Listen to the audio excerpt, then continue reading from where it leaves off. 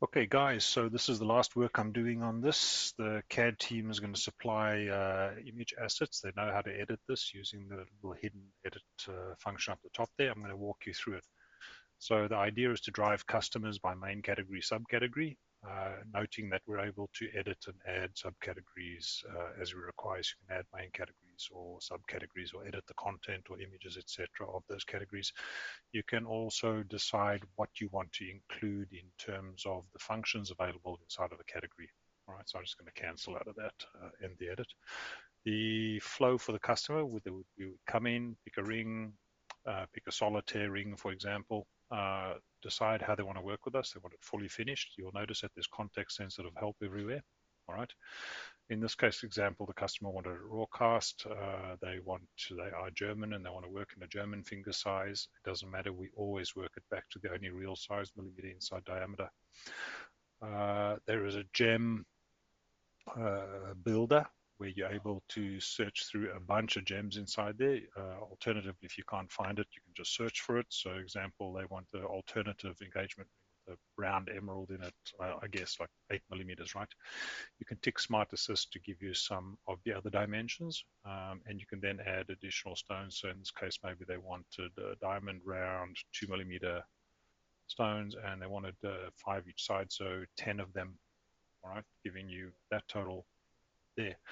They wanted to give us a description of the item. I've got some description code over here. Let me just copy it. So this, because sometimes customers like to give you a verbose amount of information about it. But you'll notice that below that's probably not necessary, right? So you're able to give us some inspiration images if you want to. So you're able to click, bring them up from your desktop if you want. You're able to drag and drop from another website. Alternatively, we have a bunch of stock we already make on our website. So if you show sample images and you go to example, here's the solitaires, I want to look at halo rings for my engagement ring, you're able to copy and paste the image directly from here. So just copy image, paste it in there, create a new image area, copy that image. Let's go to the settings. I want to go to settings because I want to change the setting. Where are my settings gone? There we go. So I want that setting, so I'm going to copy that image and paste it in here. You're then able to give us some text about this. Love the shank. You're able to say, but with this setting. As so you're able to also actually mark up the items. So you can come inside here like a nice thick writer. I want this shank. Place the text. You might want to put an arrow to it, right? So you can just draw a line. This is what I'm talking about, right? This shank here. Whoopsie. This shank, right? You can save those changes. The markup is kept within the image. This setting over here, oopsie, I want to go to the draw function for it. I want to place an arrow for it like this, and love the prong. Sorry about Alan Wang in the background there. Love the prong. And you can place the text, right? And save that. And so you've got those two images, you've got some text. If you want to, I'm in two minds about this. Some customers like to use a profile for the bottom, middle, and top. You're able to select between the various different profile shapes that you want. We can add to this by just adding the profiles into the subfolder. All right. You can then select your alloys. So for the shank, I want rose gold, and for the collet, I want just add plus. For the collet, I want platinum, for example, right? You're able to give us some engraving. Sally loves Johnny. 1995. And you're also able to upload a logo via an image file. You can see that you've got over there PNG, JPEGs, whatever you want to add. When you're done with all of that, you can have a quick look through it and you're able to generate a summary of everything that you've sent us. You'll see that everything is collected together. You're then also able to download that summary as a zip file, all right, or submit the job, or start over, or go back. All right, so that's a quick run through of it. A slightly deeper dive of it is you have subcategories for the team over here, the main function to be able to edit the UX. You can edit in the main UX, you can edit only the image and the name of the main UX, all right? For subcategories, You're able to edit the image that will be displayed, the name for the category, and then the UI panels. You're able to decide, for example, we don't want to offer engraving. Or you can just tick it off, right?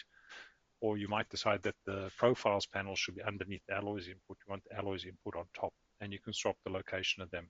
And you can then save that. You can finish your edits, and you'll notice if you go back into this now, you've got a swap of where these things are. Profiles is underneath, alloys is above it, that kind of stuff, right? These changes on the live website are not sticky for you because it needs to be in the website itself. But what you can do is edit the whole item. You can click edit. When you finish editing, you can download your modified XML. The next time you come back to the website, you just upload the same XML and it will put all your categories back for you. Okay. In terms of the actual functions, within Ring, there is a different set of builders. So example, in Diamond Band, there's a builder that's not the same as for Solitaire and not the same as for Trilogy. So in Trilogy, by default, I show 3 gem options because it's a trilogy. There's 3 stones, right? Or alternatively, in a full circle diamond band, when a diamond band, I've got a different builder that works on, let's say you want 3mm stones in there, which are 10 pointers using Smart Assist. You want them in, I don't know, an L and a quarter, and you want it broadcast, right?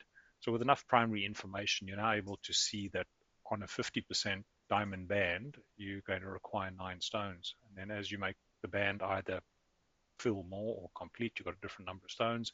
And with Smart Assist still enabled, you're able to change the size of the stones and get more stones or denser pack or less pack, etc. Right?